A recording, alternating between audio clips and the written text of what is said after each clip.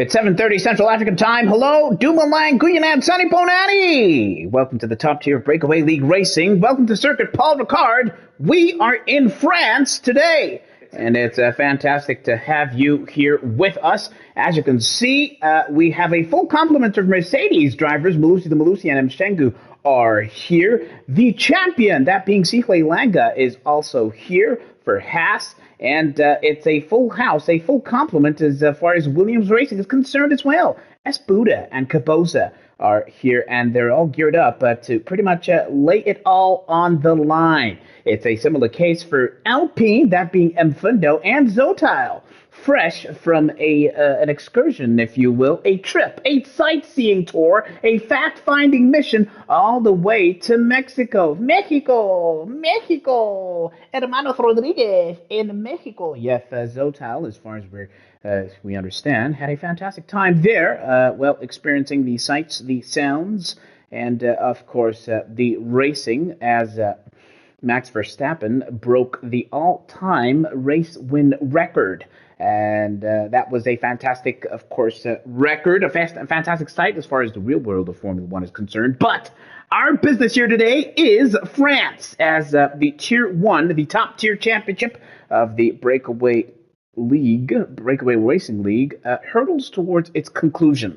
Now, Sihle is already confirmed as the three-time champion, completing a dominant three-peat here. So some of the storylines that we're looking forward to here are the consolidation of the Constructors' Championship, which is currently led by Haas, that being Sihle and Enlebo. Lewis and Brown Boy are not represented in full here tonight. It seems that Brown Boy is the person flying that Red Bull flag high. They're currently second in the Constructors' Championship. Ferrari are currently third, and then we have Alpine, that being of course, Mfundo and Zotail, currently fourth in the constructors' standings. Malusi the Malusi and Mshengu, Mercedes, are fifth as far as constructors' championship points are concerned. Then in P6, in the constructors' standings, are Josh, aka Damnesia, and Tato, that being Loveness, of course. P6. In seventh place in the constructor standings is the combination of D-Wax and Romeo, AlphaTauri. Eighth in the standings are Williams, that is Caboza and S. Buda, with a combined total of 78 points. Ninth in the Constructors' Championship is Bankobi and Liddy, 51 points combined, and Inati and Titus round off the bottom of the standings. 10th place in the Constructors' Championship standings. What about the Drivers' Championship? Well, Sihle is, of course, the confirmed champion. Brown Boy is there and thereabouts, 143 points, P2 in the championship standings. Malusi the Malusi, Mello, P3. And Teppo Temba, currently fourth in the driver's standings. Zotail, despite his excursions to other side of the world, well, he's fifth in the championship. So he's looking pretty solid and comfortable. Josh, a.k.a. Damnesia, is still pretty much taking advantage of being the only person to claim a race win, apart from Sihle this season. 68 championship points. He's P6 in the driver's standings. Can you imagine? And Caboza is currently P7, a man who is on a resurgent run of form, having, of course, claimed a season's best P2 out in Brazil, did Caboza. He currently has 64 points in the driver's standings. Lungs, P8. 61 points, Loveness, P9, and Romeo, a.k.a. Mandela, P10 in the driver's standings. Tapiso is 11th, Bankobi is 12th, D-Wax is 13th, and Nebo is currently 14th in the driver's standings, and Mfundo is 15th, a man who is desperate for points to make sure that he does not slip into the playoff places. Speaking of playoff places, that would be Mfundo, actually, Titus and S. Buda, so Mfundo is already there, and Liddy, Mshengu, and Inati are currently the drivers at risk of automatic relegation down to Tier 2. Will that be the case? Well, they've got a couple of races to sort themselves out and rack up those points. We'll get a sense of whether or not they can do that. Welcome to Q1 out here at Circuit Paul Ricard. 18 minutes of this first qualifying session. Well, of course, we don't have a full complement of drivers here. All they need to do is just set a banker lap, and we'll get to the true knockout stage of this qualifying session in Q2. So, who will be among the first. I see a scarlet red Ferrari, that quite likely being that man Cepiso. No stranger to coming out as early as possible. Let us know who you expect to be able to consolidate their points position and potentially survive the potential relegation and promotion battle by the end of the season. Do you reckon that Mfundo will be sucked into automatic relegation? He's only got 24 points. The bottom three currently have 12 points, 3 points, and -1 respectively. Liddy having that 12 points. So Liddy currently is, he's hoping to fight his way into the playoff spot. But he's not represented here. Perhaps he will be by the time we get this race well and truly underway. Let us know in the comment section what your expectations are as far as the battle to survive and stay in Tier 1. And that'll be something that we will watch very, very closely indeed. Cepiso is one of the first to make his way out onto the track. A man who has done his bit to make sure that he does not get sucked into the relegation battle. Currently sits, pretty much in the middle of the standings. P11 for Cepiso. 41 championship points thus far. So he's done his bit, and race by race, track by track, he's done what he can to claim a fairly decent haul of points, has Cepiso. And his season's best result was P6, all the way back in Australia. Liddy Teppo, commiserations to you, sir.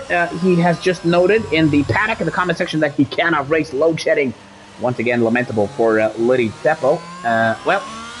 He's going to have to do what he can to make sure that he finds his way back to the races as we take a closer look at Cepiso being one of the first runners out here on track. And ahead of Cepiso, I would have you know, is the champion Cyclé, who will be the first to lay down a marker. But we'll stay on with Cepiso, and it looks like Cyclé ahead has had a little bit of a moment on this sequence of corners, and Cyclé seems definitely to have abandoned his hot lap attempt. So what will Cepiso do here? He looks like he's still keeping it a steady. Sector 1 of 23.2 for Cepiso. He will be, I think, the first driver to set a representative time. Looks like Cyclé has definitely, or might have abandoned that because he had an issue there. As we see, Cyclé still has that to DRS open, so I might be mistaken there. Cyclé might still be giving it a proper push, but I guess we'll get a sense of that once Cepiso comes onto this section of track. And yes, Cyclé is definitely slowing down, and here comes Cepiso through Sector 2. He crosses that with a 52.0 at the end of the Sector 2 split. So, of course, as we watch other drivers, we'll get a sense of how well or not Cepiso is doing in comparison. 14 minutes of qualifying session to go. Here he comes in the Ferrari. Sector 3, he's about to take the twisty and challenging Sector 3. He has to hit those apexes absolutely perfectly, especially in this final sequence of corners. So easy, of course, to go completely wide here in this final corner. But Cepiso has no such issues. Takes it through the third gear, and he opens up that rear wing and will be the first to set a representative time, which will be a 133.7. Well, interesting times. What about Brown Boy? He looks to have invalidated his attempt. So instead, we will catch up with one of the Williams drivers, that being Capoza, but he still seems to be a fair way away. So instead, let's catch up with Mfundo. And rather, the person I'm actually looking for is Buda, who is much closer, I believe, comparatively to his teammate. So let's see how he takes the end of this final sector. 119, 120. Can he rise to the gauntlet set by Cepiso thus far? 133.7 is the early marker.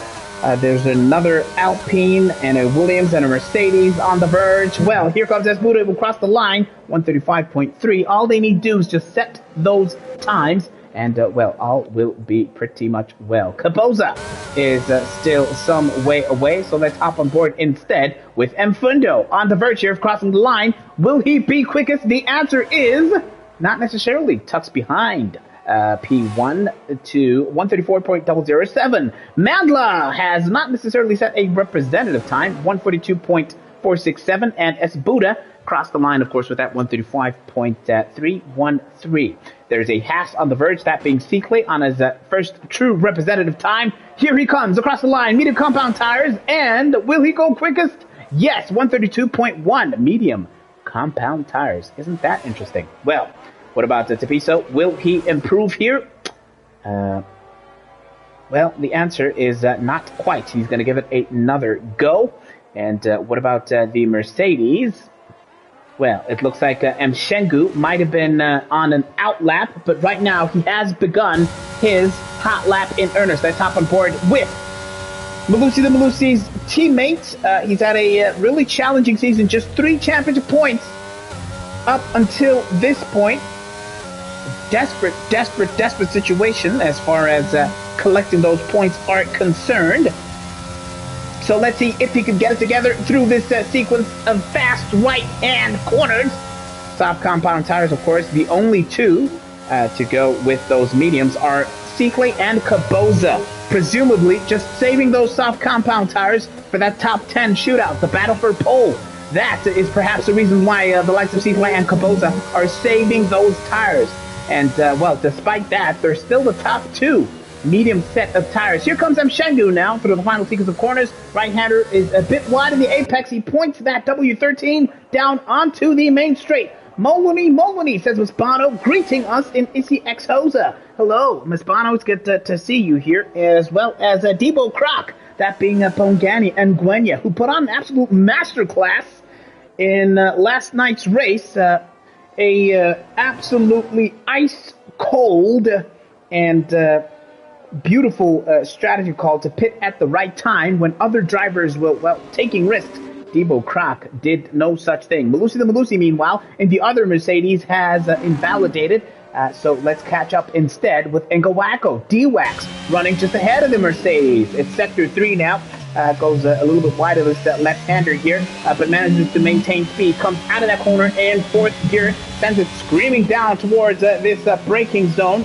And it's 4th gear through the penultimate corner and down to 2. Points that AlphaTauri straight as Nebo joins us and makes his presence felt in the paddock. D-Wax sends the AlphaTauri screaming towards the start-finish line. It will be 133.7. It is P3 for D-Wax, a man who is doing quite well for himself this season.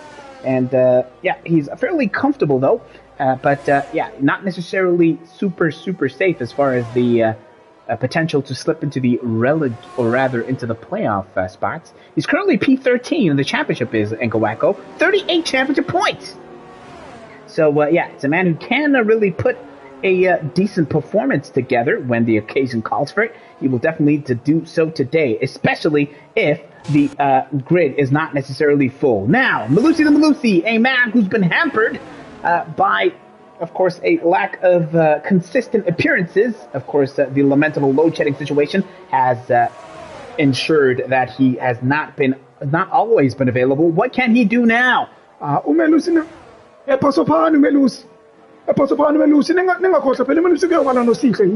I'm overtaken with last lap. Yes, that's correct. Yes, he had a titanic clash with Seaclay on this year's track a couple of seasons ago, and he was in prime position to win this race. But in heartbreaking fashion, Malusi the Malusi on an older hard compound set of tires was overtaken here on the final lap. And Seaclay took a memorable race win. That was a couple of seasons ago, right here in the top tier of Breakaway League Racing. But it's new cars, it's a new season, new regulations, and a new set of circumstances as we watch the W13 open up that rear wing to cross the line this time with a 132.4 medium compound tires, becomes the second quickest driver in Q1. Malusi the Malusi, P2 on a medium set of compound tires, becomes the second of 3 total drivers to come out in Q1 on those mediums. Now, what about Zotal, the man fresh from a stint overseas? What'll it be now? It's only P10, 140.8.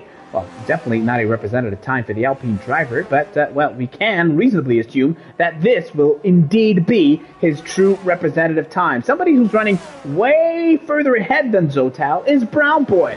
So, keep an eye on the bottom right of that track map. Brown Boy is currently making his way through Sector 3. Brown Boy is on the verge of completing his first representative time. Let's get a sense of what that will be. But it is Zotal that will stay on board with on the Alpine.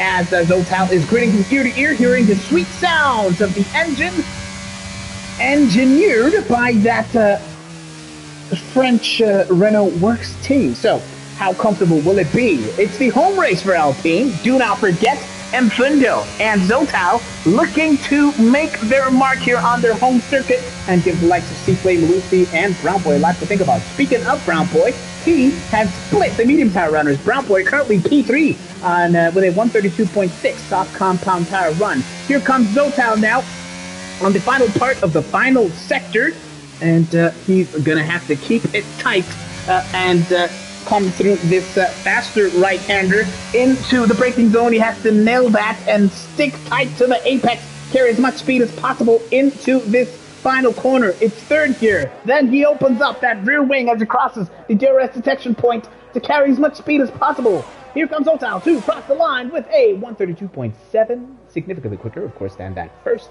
hot lap out. And Zotal, well, sitting pretty, P4 for Alpine.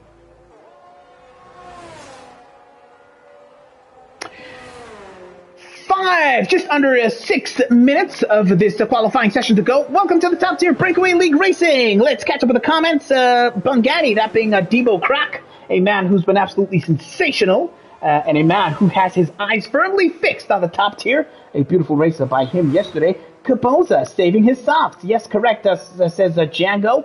And Liddy is lamenting, of course, the necessity, or rather, he's thinking about the necessity for a new racing wheel. So hopefully he could get that all nice and set as we catch up with Mfundo. These times are too weak for Django, says Man Ray. They're not pushing yet, says Django in response to Man Ray there. Meanwhile, Mfundo is currently out on track, a man desperate for points, as we've mentioned. He's on the verge of getting sucked into the relegation battle. And let's see whether or not he can keep things together. It's Mfundo for Alpine. Let's hop on board.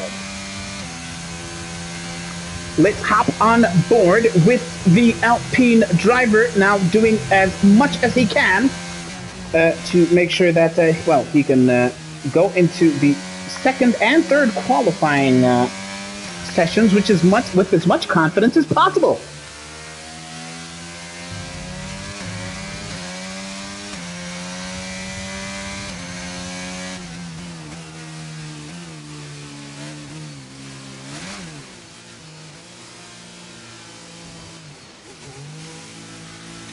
But sadly for Mfundo, he's coming back into the pits, so he's abandoning that hot lap attempt. And he's just bringing that car back into the pits. Let's see whether or not he'll be just happy to give it another go. As the other Alpine of Zotal is currently being hoisted. Well, Mfundo has to wait for his car to be lifted and, well, placed nice and firmly and comfortably back into the garage now. M. Shangu has fitted a set of medium compound tires. Perhaps now he's trying to, well, copy the likes of Seaplay and Malusi and Caboza, and trying to save those softer, grippier, faster, soft compound tires for Q2 and Q3, if he can make it through to Q3. Now, of course, this being the top tier of Breakaway League Racing, it's a full qualifying session. We have Q1, Q2, and Q3. And speaking of Q1, we have just over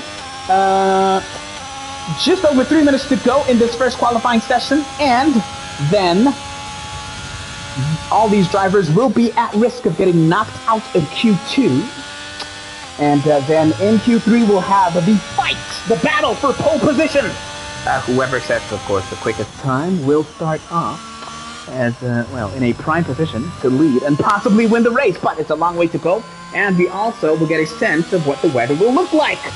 Of course, we saw in Tier 3 last night that the weather played a crucial role in the race results, as Nebo comes through the first sector looking absolutely sensational, keeping it clean. Soft compound set of tires. This is going to be his first representative time, his first true indication of, well, what kind of time he can do. And coming out of that chicane, he invalidates. He took too many liberties with the curbs. As you can see, the track map is red down there. So Nebo, unfortunately, has invalidated that time. This time will not count. He's going to have to save these tires now and go all the way around and give it another go from scratch. So, and Nebo has already got a time of the board, and since we only have 12 drivers out on track, he needs not worry. He will definitely make it through to Q2, but of course he needs to keep it together by the time Q2 comes around, because that is when he'll be at risk. Meanwhile, Tapiso in the Ferrari is currently going almost 0.3 of a second quicker than his first attempt. So he's definitely a man who's looking like he's getting to decent grips out here for the Ferrari. Unlike Charles Leclerc in the real Formula One race a couple of months ago, he's looking much, much more comfortable. What can Tapiso do? Another person who I would have you know, who was out in Mexico last weekend, enjoying the sights and sounds of Formula One in real life. He's got just over a minute to set his fastest time in Q1. A man who's just looking to get as comfortable as he can before the stakes get raised in Q2 and he could possibly get knocked out. Just a minute of the qualifying session to go. If you've just joined us, this is our top tier Breakaway League Racing. Thank you for joining us. Let us know what you expect out of the rest of this qualifying session. Here comes Tapiso now on the main straight. He will open up that rear wing for added speed, that being DRS, and he goes 0.3 quicker.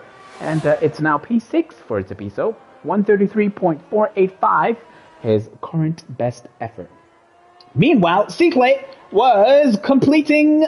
No, Cicle has just begun another hot lap. So, he is the reigning champion, of course, and we'll watch and see how he fares. Meanwhile, Cicle's teammate Nebo is further down, is currently P12, and he's given it another final go. Romeo, aka Mandla, is back out on track as we hop on board with the champion, a man that has pretty much set the gold standard for the top tier Breakaway League Racing, that being Cicle. He's the quickest man out on track thus far on medium instead of compound tires, and right now he's going almost 0.3 quicker as the clock strikes 0. And if you've not crossed that start-finish line, that is pretty much tickets for you in setting another hot lap. So looks like Tapiso and Mamla and Nebo are the other drivers currently out on track. Django predicts we'll see a 130.6 for Cicle as the fastest lap in Q3. As Cicle goes purple, he's the quickest man through the second sector of this lap. And let's see now how he carries it through this final sector. He hugs the apex quite tight on the line there. And Cicle is going to light up the timing sheets once again. He has opted to use his soft set of tires this time. And the likes of Malusi and Caboza are happy to just stick on those times that they set on mediums. Cicle is going to go even better. Points that has straight down the main straight, and here he comes to cross the line with a 131.7, almost 0.4 quicker than his previous best. He is the quickest man through this first qualifying session. Cicle, 131.773. Smirch Django in the comments reckons we will see a time of the 130.6s, and that this man, Cicle, the triple champion, the man to record a historic 3-peat in the top tier of Breakaway League Racing, he'll be the one to light up the timesheets in Q3. Well, do you agree? I wouldn't bet against Cicle. Let's see how his teammate fares. The track map is red. He invalidated on his previous attempt, so he'll bring that Haas back into the garage here. And at the end of Q1, it is that man once again, Cicle Langa, topping the timesheets once again. Kunini, lap after lap, people sect after people sect. I know, he's too much. Yes, he is too much. A superb talent is Cicle, and he's currently the quickest man out on track. Christopher Seikal Mkise says Django set a time and a half yesterday. Yep. Django set a 130.8 at the end of Q3, and he reckons that this man, Cicle, will go even quicker by the time we get to the end of Q3. If you've just joined us, Cicle, your reigning champion, tops the timesheet here in France. It's the home race for the likes of Zotal and Mfundo, but they've got some work to do to catch up to Cicle, topping the timesheets with a quickest time of 1 minute 31.773. Malusi the Malusi in Mercedes on a medium compound set of tires set the second quickest time. Brown Boy was third quickest, and Zotal on his home race here in France Home race for Alpine, P4. Caboza, medium compound, P5. Tepiso, currently 6th quickest from Engawako, aka D-Wax. And then we have Zotal's teammate, Mfundo, currently 8th quickest, and Mandla, P9 in Q1. And Labo is currently 10th quickest, and then rounding off the grid is M. Shengu and S. Buddha in P11 and P12 respectively. Thank you for choosing the top tier Breakaway League Racing. Right now, we are gearing up for Q2, and of course, 2 of these drivers will not make it out of this session.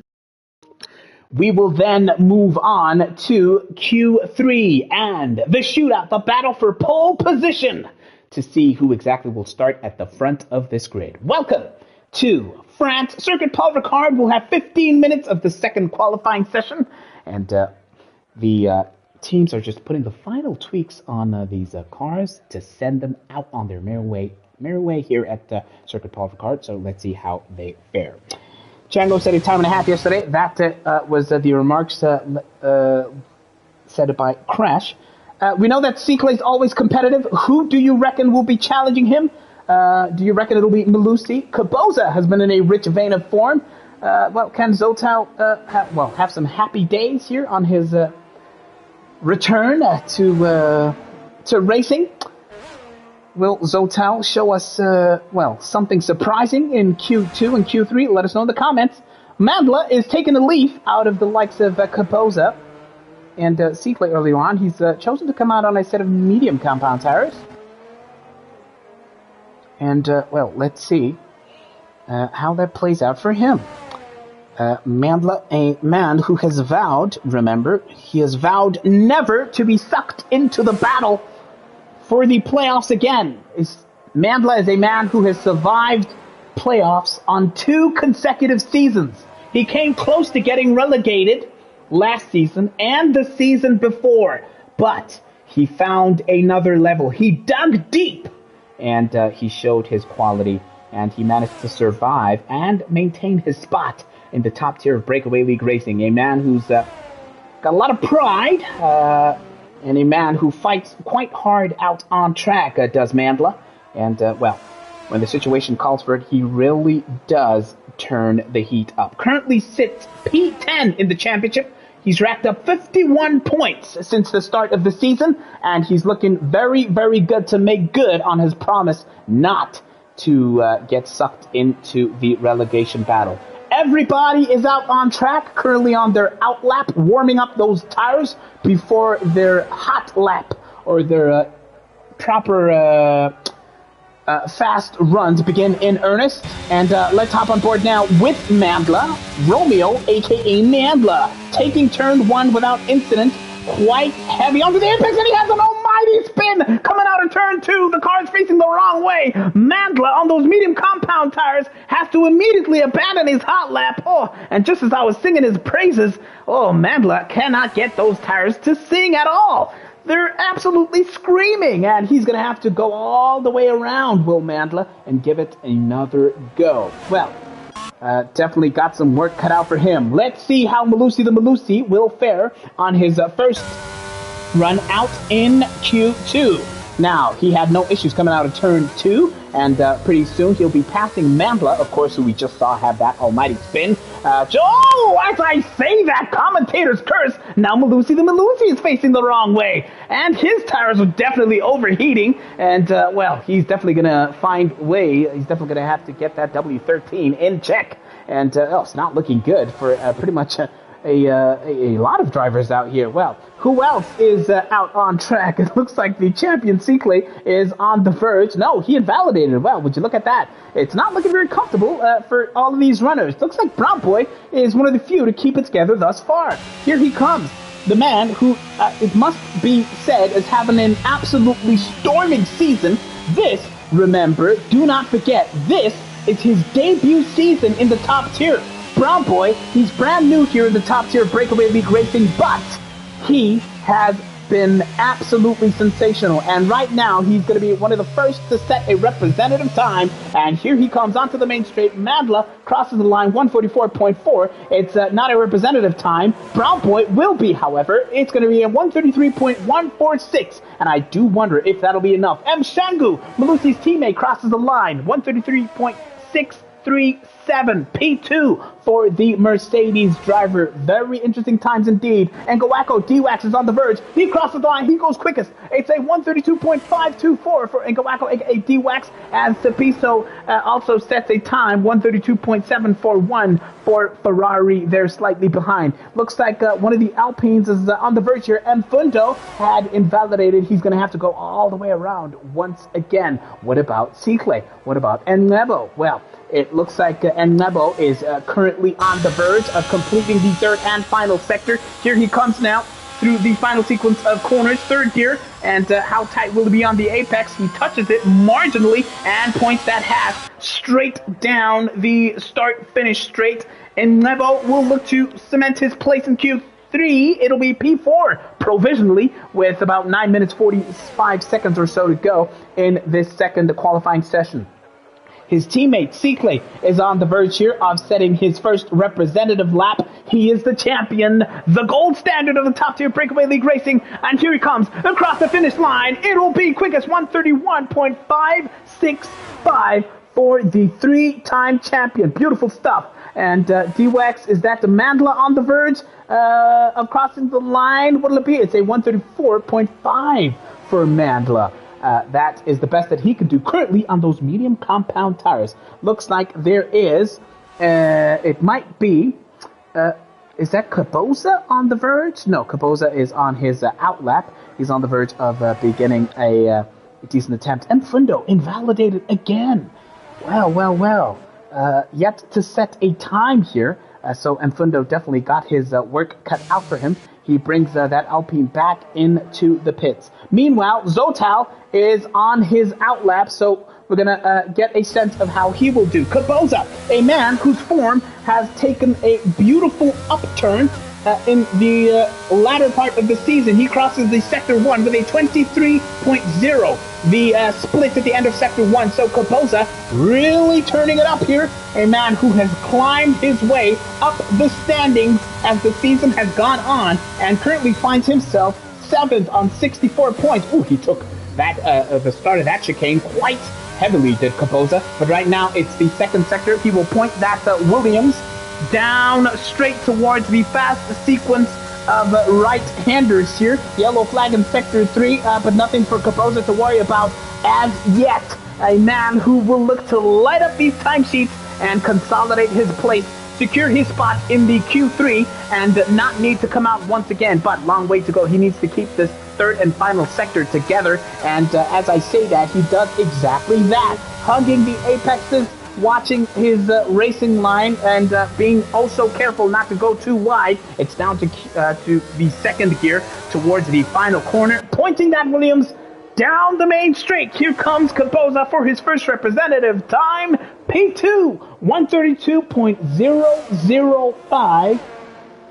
A beautiful effort by Caboza, well and truly consolidating his spot in Q3. Surely he would be safe to go through to Q3. Malusi the Malusi and Zotal and Mfundo have yet to set representative times. Well, Zotal is currently out here in the first sector. He invalidates, making his way out of the initial sequences of corners, and he's going to have to take it all the way around. It doesn't look like his fuel light is flashing, so he may yet have enough fuel on board to get this done without incident. What about Malusi the Malusi? Making his way now through Sector 3. We saw him have that almighty spin. It looks like Malusi might have been quickest coming out of Sector 2, but we'll see whether or not he can keep it together in the third and final sector, and whether or not he can challenge the likes of Cicle and give the Haas driver and three-time champion a lot to think about. Let's hop on board. On to the Mercedes W13 with just over 6 minutes of the qualifying session to go. Malusi the Malusi, a man who always has a lot to say as far as being among the front runners is concerned, is now on the main straight. What'll it be? He opens up that rear wing. He crosses the line. 131.929. He nudges Caboza down to P3 and tucks right behind the champion to claim that P2 spot. And as he does so, he takes all the liberties with track limits, and he's pretty much sending that Mercedes W13, cutting all the corners as he brings that car home back to the pits. Let's catch up now with the likes of Brown Boy. It seems that his best time thus far is a 1:33.1. Let's see how he will do. I want to hear from you in the comments. What do you think will be a time that guarantees your spot in Q3?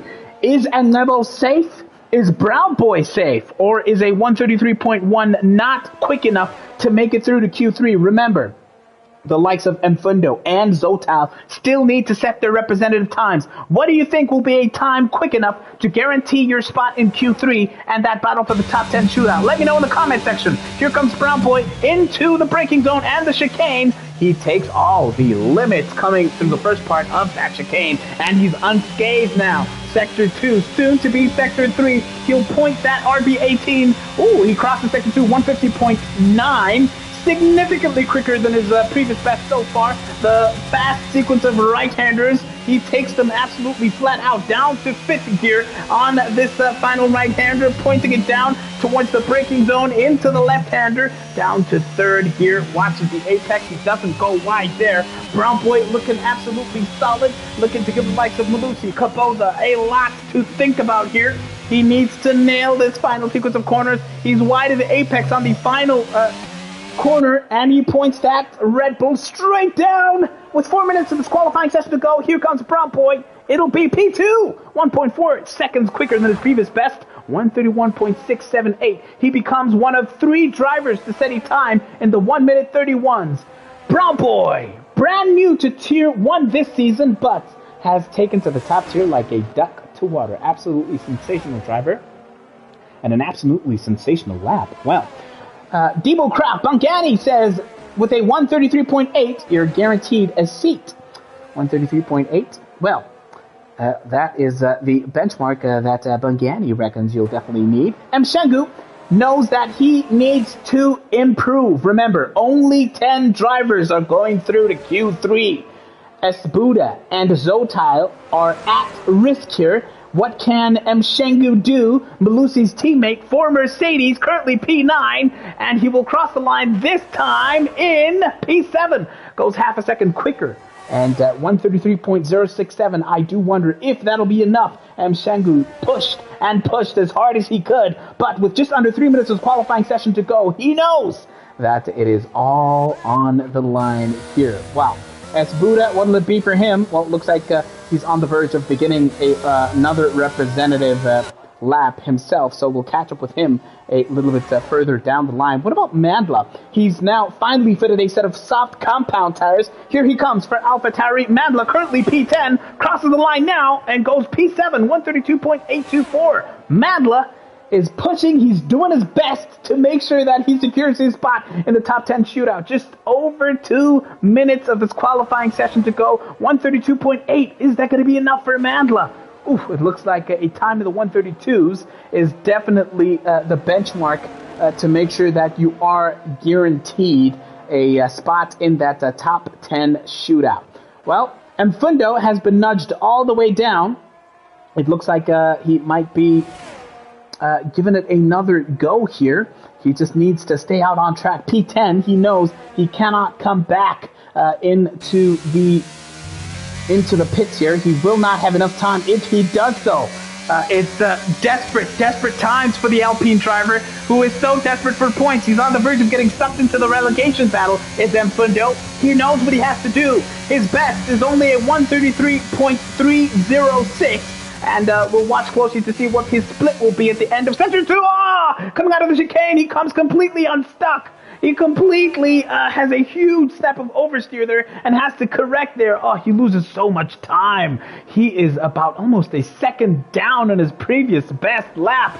Mfundo will rue a huge potentially missed opportunity here and will definitely not improve. What about his teammate making his way now through the final part of the final sector? It's Zotal, a man feeling refreshed, having taken a week off, but will he breathe easy at the end of Q2 here? Here he comes for the Alpine, crosses the line, P8. Will it be good enough? It's a 132.859 for the Alpine driver. Ooh, Zotal, he's definitely not exactly breathing too easy here. He knows he could be knocked out by the likes of Enlebo, Mshangu.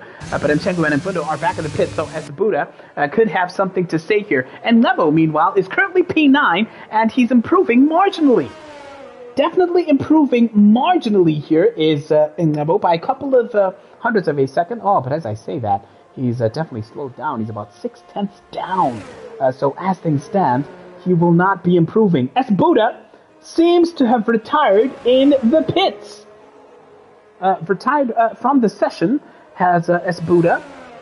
And Malusi goes quickest by a tenth or so, or almost a tenth. It's Malusi from C-Clay, 131.474. Malusi, Mellow the Mellow, going quickest out here in France to top the timesheets at the end of Q2. So, Mfundo and Esbuda are the two drivers to have been knocked out of Q2. Well. Mfundo, a man desperate for points, will now have to fight his way from P11 at the start of the race here. And the people going through to Q2 are Enlebo, who comes back into the pits, breathing a huge sigh of relief as we see the Ferrari of Tepiso do just that, getting lifted up onto the jacks and turned into the garage here. Malusi will bring that Mercedes W13 home, grinning from ear to ear. He's gone quickest through Q2. Well, is that a sign of things to come by the end of Q3? Will Malusi have a lot to say against the likes of C-Clay and Brown Boy here? Well, it's Malusi from C-Clay from Brown Boy at the end of the second qualifying session. Wendell Shezzy! Wandile ati yinje uBrown Boy. uBrown Boy vele uplan. Usihleke sokola ngama-corner cutting.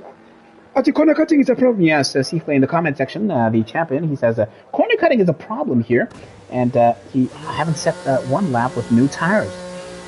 Estelo says 133 flat for Q3. Yo!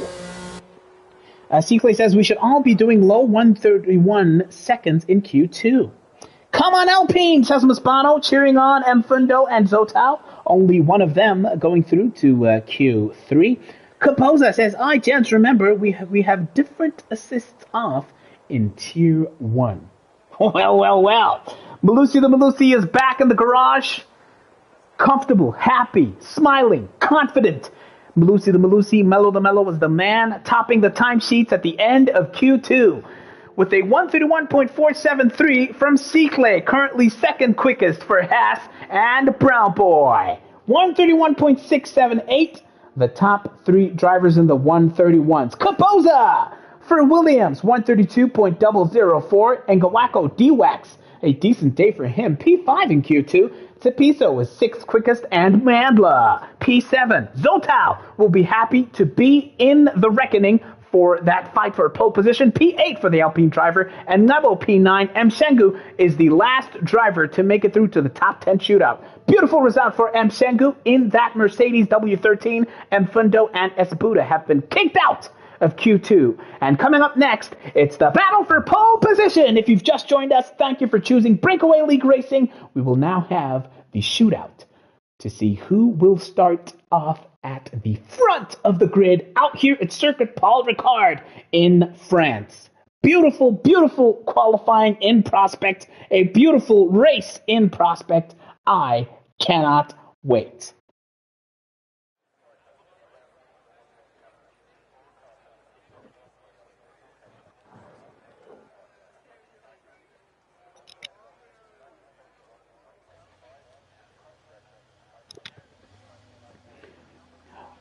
Welcome to Circuit Paul Ricard. It's Q3, 12 minutes.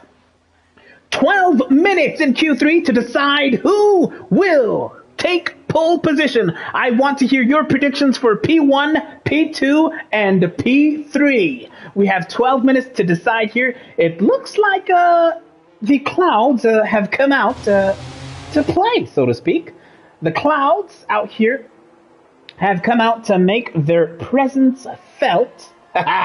What'll it be by the end of this session? I absolutely cannot wait.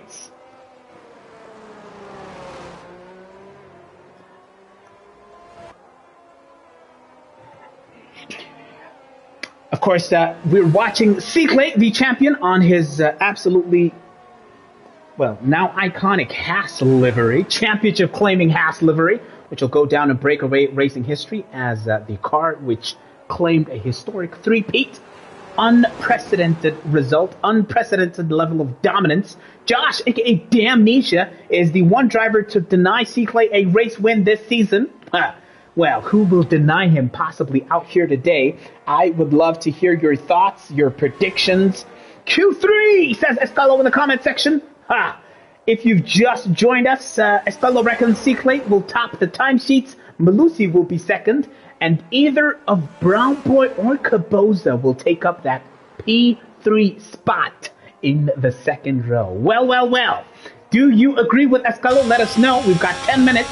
And as the clouds gather here, well, wouldn't it be entertaining? Wouldn't it be beautiful? Wouldn't it be interesting if the weather turned around in the race here and gave these drivers a lot to think about? Well, it's definitely something to pay absolutely close attention to as we hop on board with the three-time champion to see how he takes turn one. The answer is absolutely sublimely. Turn two equally as perfect as Circuit takes all the liberties with the track limits. He comes oh so close, of course, to invalidate. He uses every inch of the track as possible, coming through those tight sequences of corners towards the end of this first sector. Let's see how it'll go here for Circuit and make sure that you have all the necessary detail that you need here. It is Circuit coming towards the breaking point in at the end of sector 2. What'll it be? He hits that start of the chicane absolutely beautifully, and coming out of the right-hander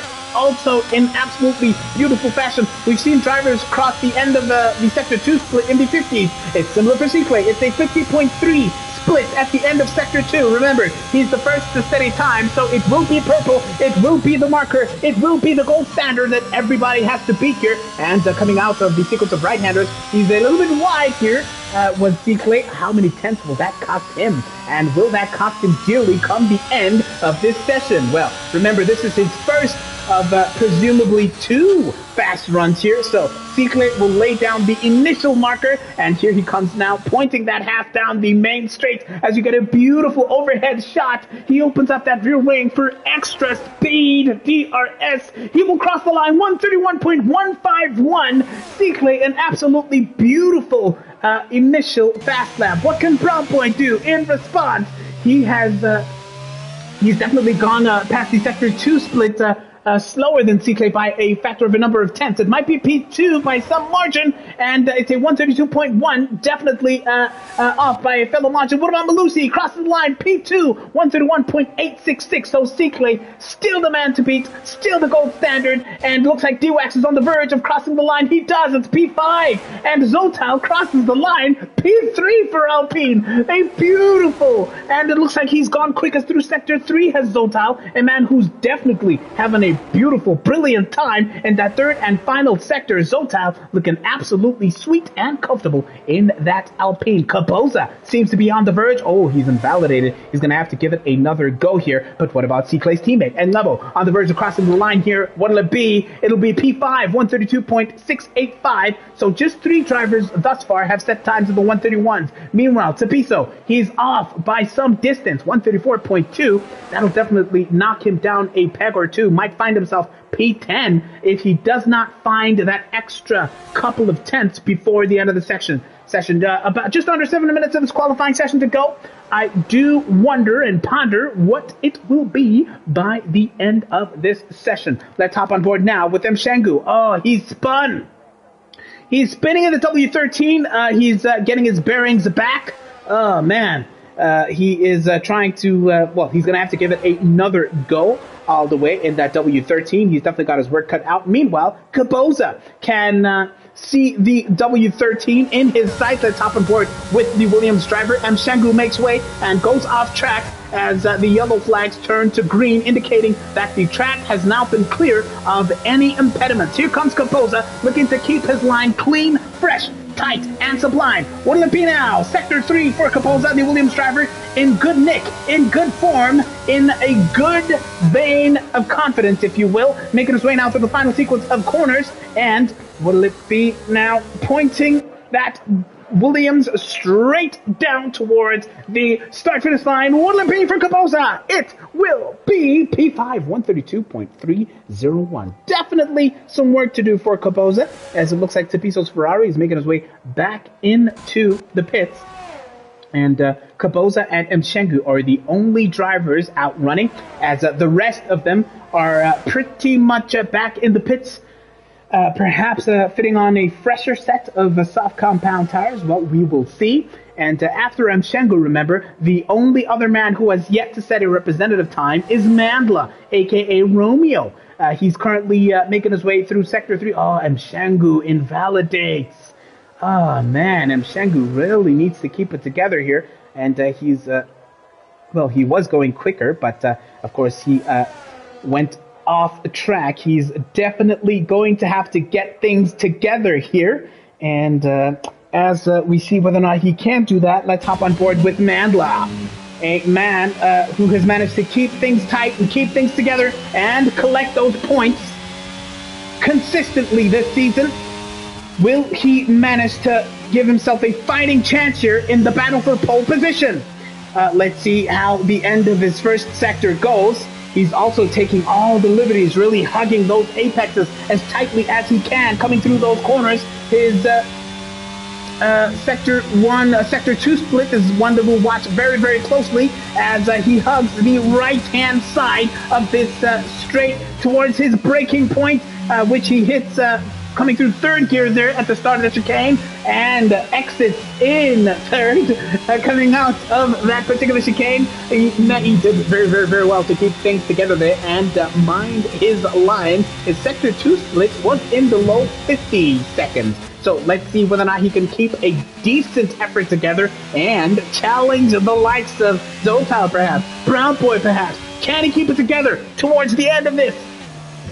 All the way down to third gear, perhaps slower than he would have wanted coming out of that left-hander, and he's going to hurdle towards this braking point down to third gear, up to fourth a little bit. That red fuel light is flashing. This will be pretty much a last chance saloon for Mandla to put a decent effort together. What will it be for Mandla? He will cross the line. P7, 132.737. Well. Interesting times for Mandla. He finds himself ahead of Enko Wacko, a.k.a. D-Wax, his teammate. Let's see whether or not the Alpha Tauris will have a battle of sorts of their own. Is Mandla safe from playoffs? Asks Mispano. Well, the answer, as things stand, Mispano, is... As things stand, Mandla has done what he can. He's currently P10 in the driver's standings, so the answer is yes. As things stand, he's safe, but it's a long way to go until the end of the season. What about Tapiso? His best thus far is a 134.2. And what can the Ferrari driver do here as track conditions get darker and darker under the gathering clouds out here in France? Picturesque surroundings of Circuit Paul Ricard. Just under 2.5 minutes of this qualifying session to go. Well, looks like Tapiso is definitely doing good on his, promise to himself to improve on his previous best time, which is in the 134s currently. He definitely needs to set something in the 132s as there's yellow flags ahead. Drivers seemingly struggling, possibly spinning, or just making way and getting out of the way of the racing line of the other drivers as we make sure that we're catching up with Tapiso on this quick straight. He's currently going 7.5 tenths quicker than his previous best time, so it's looking good to improve down to 6th gear. Has a little bit of an over-rev coming out of that fast right-hander. Perhaps he downshifted way too early there, and that might cost him crucial hundredths of a second here. But let's see how he manages this third and final sector. Fourth gear up to fifth. Absolutely flat out into the braking zone, down to gear 5. Surprisingly, we've seen drivers go all the way down to 3, but Tapiso kept it through in gear 5 there, so maybe he will be able to gain some sort of an advantage on the other drivers. He will cross the line, 8/10 quicker, but still P9. 133.379, he's still P9. Try as he might, he has not improved, has the Ferrari driver. Now, Cicle is seemingly, weaving left and right. It looks like he's definitely not pushing as yet. So we're going to get a sense of what that attempt for Cicle will be like. Meanwhile, as Cicle is on the verge of beginning, let's hop on board with Malusi, what will definitely be his final attempt. Malusi, a man whose heart was broken, smashed to smithereens here in heartbreaking fashion.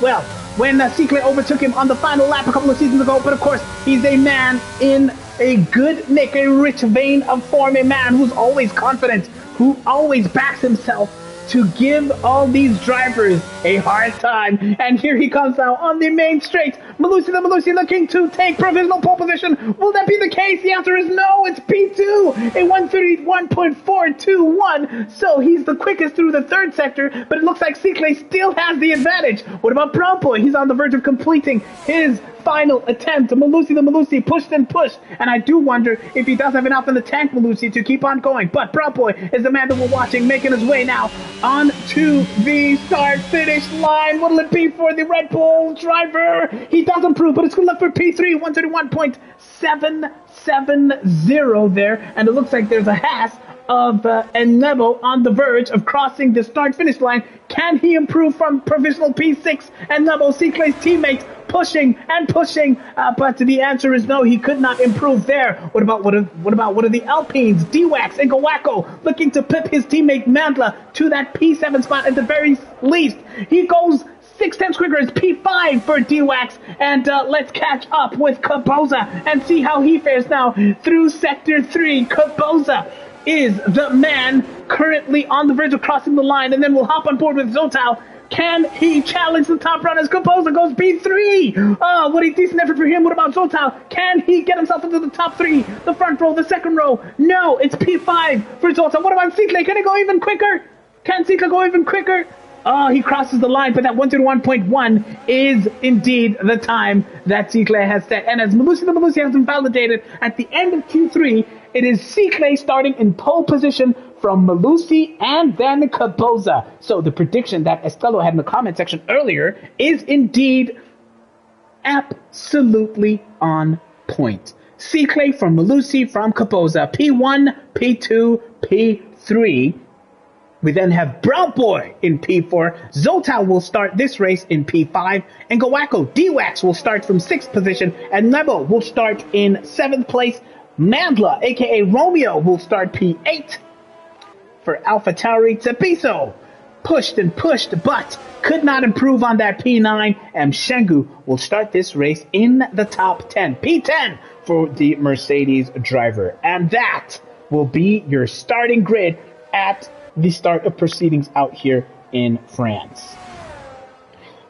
Tindo in the comments says, these guys are slow. Tier 2 is actually faster than all of them. Manray says that Tapiso's low revs are costing him. Over revs are not always that bad. Well, Fancy, a superstar Tier 3 driver in his own right, responding to Tindo there. Brown Boy is a star boy, says Crash in the comment section. Cicle says that was potentially a 130.6 or 7 easily. And then I had a spin. Django! With fire emojis. Crash, of course, noting the absolutely sensational time that Django set yesterday in Tier 2. Beautiful stuff from our Tier 2 drivers there. And, commiserations for Cicle there. Crash saying, I also miss Lungs. Ja, maar vele lungs nee vele because of a trap la matra. Because we trap le Red Bull. I lungs blind and I blind. Yes, he is blind, as they say in South Africa. He is quick when the situation calls for it. And, Tindo says, hey, we don't have to say sorry. And that is your top 10, folks. Seaclay will start in pole position. Your three-time champion from Malusi to Malusi and Kaboza. What a result for him. Brown Boy, P4. Zotal will start the race in P5. Ingawako, D-Wax will start in P6 from Enabo. From Romeo, that being Mandla, and Tapiso and Mshengu round off your top 10 positions. Mshengu 2.5 seconds off the pace, and Tapiso 2.2 seconds off the quickest time here today. And that is an absolutely sensational end to qualifying here.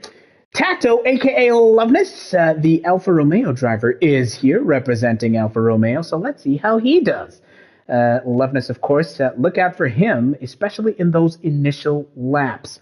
Loveness does like to take an alternate strategy to most of the grid, and he does like to go pretty hard and fast in the beginning of the races, looking to claw his way up the standings. Now, Loveness currently is P9 in the driver's standings with 54 championship points, and I do wonder how much he can take advantage here of the 13 or the 12 competitors that he'll be going up against here, as we get this beautiful shot of the paddock as they put the final touches on the driver preparations. The spectators lucky enough to be part of the paddock club, looking down, getting a bird's eye view, a close-up view, that is, of the drivers here. So let's see how all proceedings fare here. And yeah, the paddock club is pretty nice, pretty comfortable. Yeah, no pa na makunya na khamer. Ya khalipiano la pa ya ku Mercedes ya la pa ku. Angita po dadi nga po Ferrari po ba complain ku tsa po Melusi. Batumi redo mara po Melusi es. Angiti kufanele khalipiano if uzo race a otherwise akakwazi ku race makanga makangadlalisa ngabo kabza Oh yes, that is right. I do understand that Malusi and Mshengu like a little bit of Amapiano before the race starts. What's that song with Captain Small and Msaki? Yes, Casella. Quite a nice spiritual song. I don't know if you've heard it. Bewo Casella. They're asking Bewo, that being the father, to Casella his children. Anyway, we're going to get a decent race here as we wait for proceedings to begin. Circuit Paul Ricard, thank you for joining us. It's a top-tier breakaway league racing here. We're in France. Looking forward to fantastic race here. Escalo in the comment section says that load shedding is depriving us of a good battle. Seppo Temba, Josh, aka Damnesia, and Lungs. Drivers, of course, that are sensationally quick, regardless of the track here. Well, I, for one, cannot wait. I cannot wait to see how proceedings go here. As Tabang says, Pertox loves Gimmer. Yes, Amaravele, Joyce. Amaravele, Tabang. I want to tell you, Hammer by Coco, anti-clockwise. I didn't. Yes, I'm now on. Yes, I do agree there. Well, Loveness is here. We will have 27 laps around Circuit Paul Ricard. Welcome to France. I absolutely cannot wait to see how proceedings go here as we get the formation lap, of course. This is the opportunity for drivers to make sure that those tires are in optimum working conditions, getting up to the perfect temperature to have optimum grip when the race gets going. And it's not only about grip, of course, it's about just making sure that conditions are absolutely optimum to get the best performance out of those tires. Let's get a sense of the tire strategy thus far. Brown Boy, Zotal, and Loveness are one of the only drivers to select medium compound tires. The rest of the grid opting to start this 27 lap race on hard compound tires. Seaclay, Malusi, Kaboza, D-Wax, Nebo, Mandla, Tapiso, Mshengu, Mfundo, Esbuda are going to go long initially compared to the likes of course, Brown Boy and Zotal and Loveness. Well, that is interesting. What do you make of it?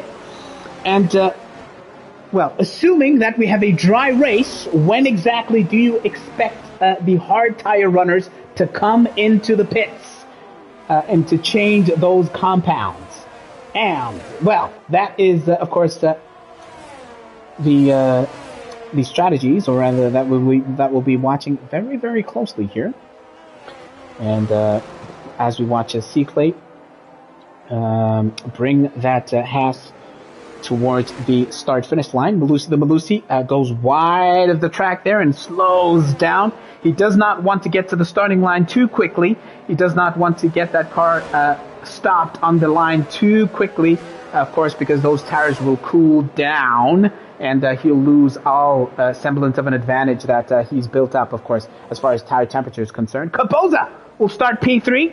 I do wonder if he'll get that car placement right on the line there, as we see Brown Boy in the Red Bull weaving to the left and the right, starting P4 today. Zotal, P5. Perhaps he would have thought, he would have wanted, to start in the first or second row. He places that car absolutely perfectly, as does Ingawako and Mandla and Tapiso. Here he comes.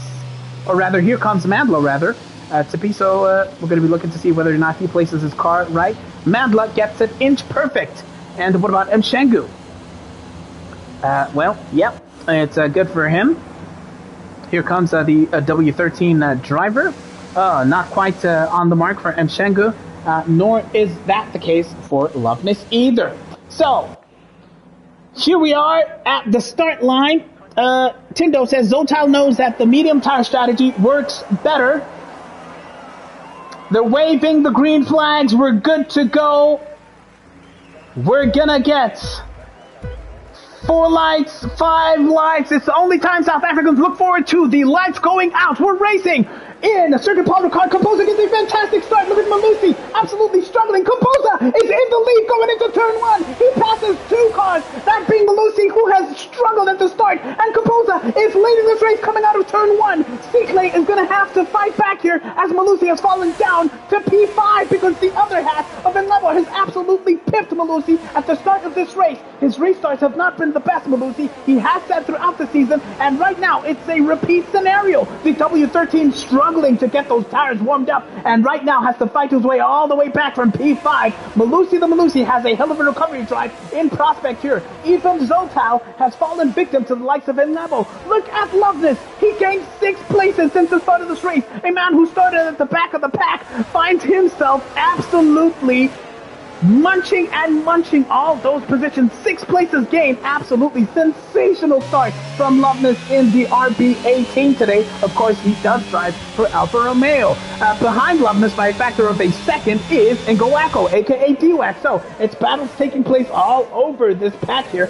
And Mfundo, who was outside the top 10 at the start of this race, has managed to gain 2 positions. Sapiso, Mshengu, Mandla, and Esbuda each have lost 1 position respectively. So it's a fight back in prospect for so many drivers over here. But what a beautiful start that was from Capoza as we watch to see whether or not Mfundo can get this done towards the end of lap 1. Meanwhile, the big battle is taking place between the top 3. It's Brown Boy versus Seaclay versus Capoza. And let's see whether or not Capoza can manage to hang on here before the DRS is enabled at the beginning of lap 3. Offense says, hey, these starts have been killing Malusi the Malusi. Absolutely, he's been struggling. And right now, Mello is fighting his way back into the reckoning. Looks like he might have had a spin. Malusi, oh my word, it's P11. He might have had a huge spin. Has he taken some damage? The answer is no, that wing still seems to be intact. He might have been tagged, or he might have just come unstuck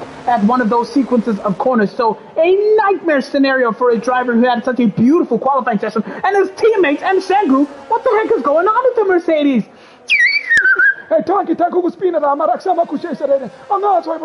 Yes, I don't get it either. Meanwhile, Seaclay versus Capoza versus Brown Boy is the battle to be watching as lap 1 turns into the middle of lap 2. Beautiful stuff from the Haas drivers. And Nebo and Seaclay absolutely nailing the race start here. And Brown Boy is hanging on to the coattails of the race leaders over here. As I beg you to please report just a spam that is busy flooding our chat over here. And Justice is lamenting the performance of the Mercedes. Both of the W13s running, reeling at the back of the pack at the end of lap 2 of 27. Right now, they will be hoping for a dramatic race. Yes,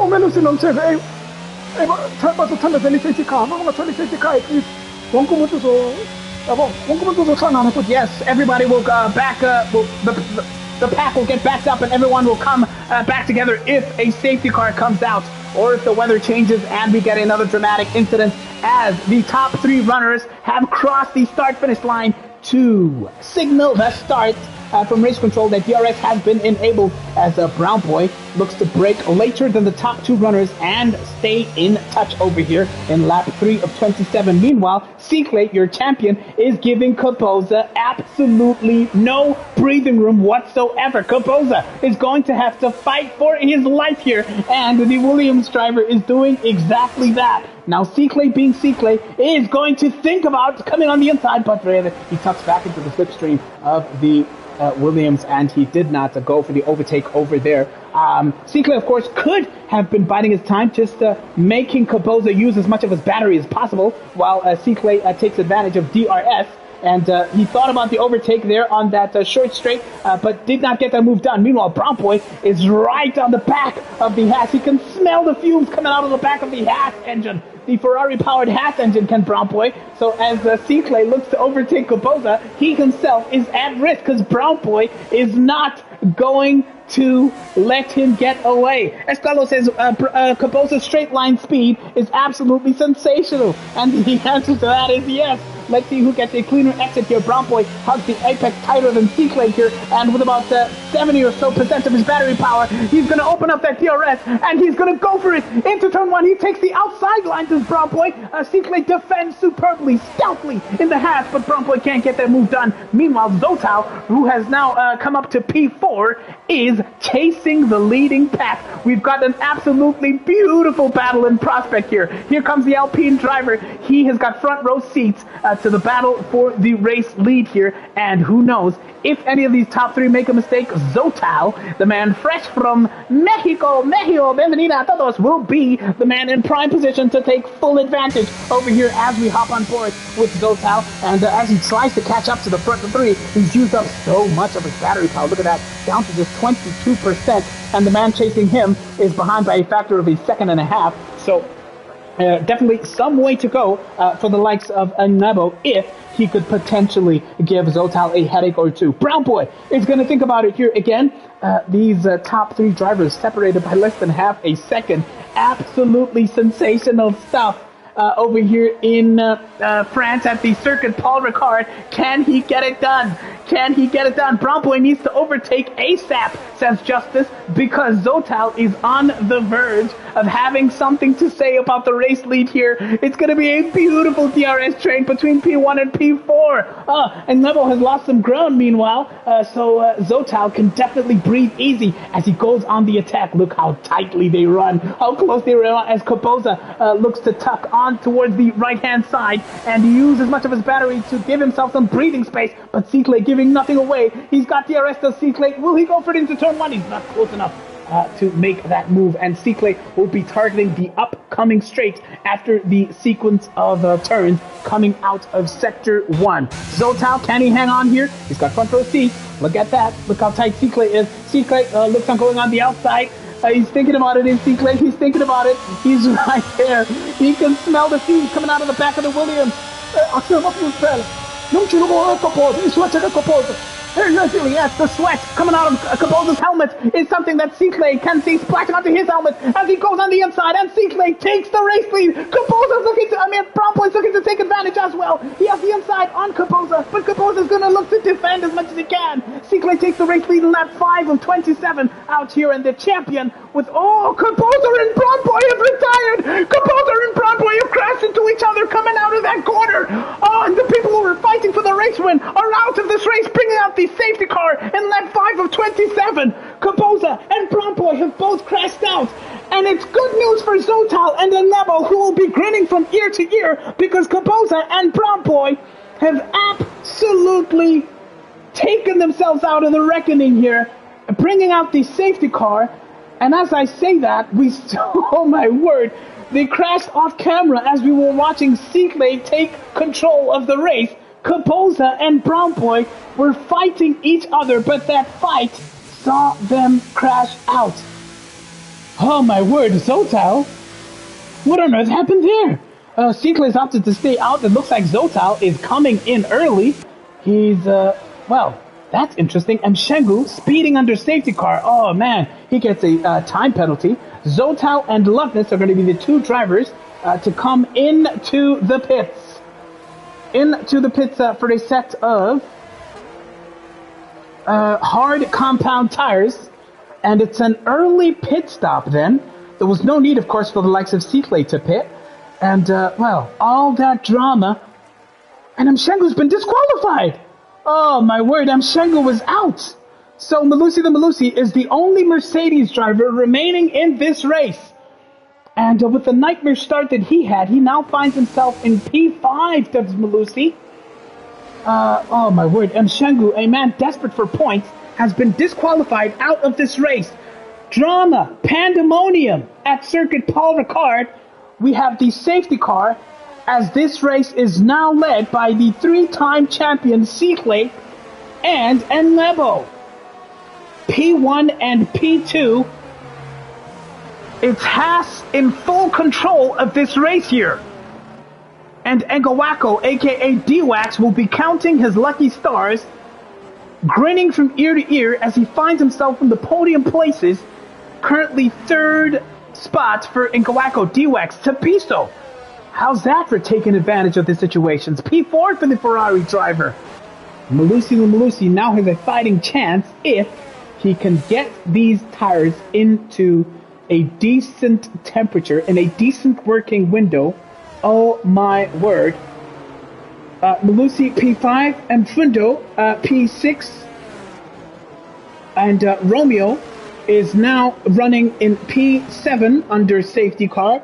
Esbuda currently 8th, and Zotao, who had pitted, is now 9th, and Loveness is currently 10th and has a time penalty to contend with. Christopher Crash says, the Oaks just ruined a race for us. That corner is a graveyard, says Justice. Speaking about the corner where Caboza and Bromboy fought pretty much to the death of their races. Wandilathu uBromboy uzovela xishilo obi man. Uzoqeshelela ubuzovela hayi khuluva for himself. Ucime idea. Yes. Zotao for the win, reckons Crash. Do you agree? Can Zotao keep it together? Remember, Zotao's got these fresh sets of hard compound tires, and of course, under the safety car, they will have the advantage of course, not being pushed that much. So here he finds himself now. He's the only man, and of course, he and Loveness.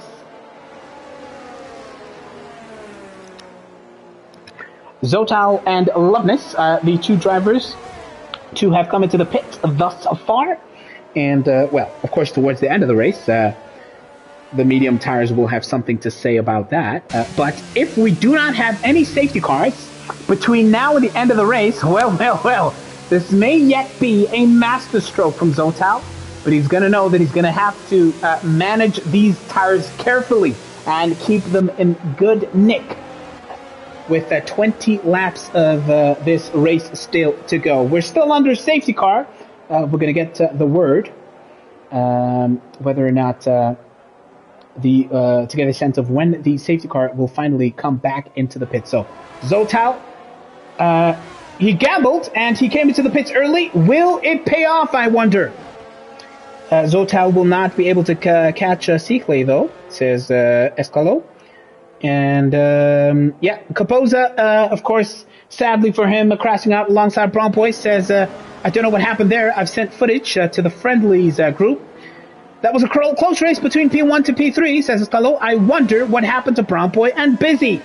Yeah, they crashed off camera as far as the angle that we were watching was concerned. All we saw was those two names get grayed out and their race come to a premature end. Ooh, that Red Bull of Loveness really weaving so much to the left and to the right there. I do expect the safety car to finally make its way in. Seatley and Enlebo in firm control of proceedings as race control indeed signals that the safety car is coming in at the end of this lap. Well.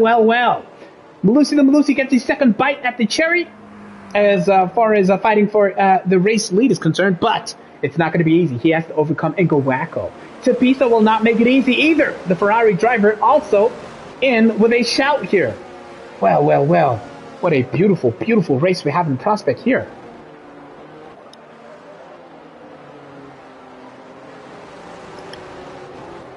Asibona ukuthi sihluso babamba na. Yes, Chikwe has absolutely got them napping. 2 seconds. And Level is backing them up. Look at that. Chikwe on the main straight has a 2.2 second advantage. And Level is backing everybody up. They're conspiring in the Haas garage.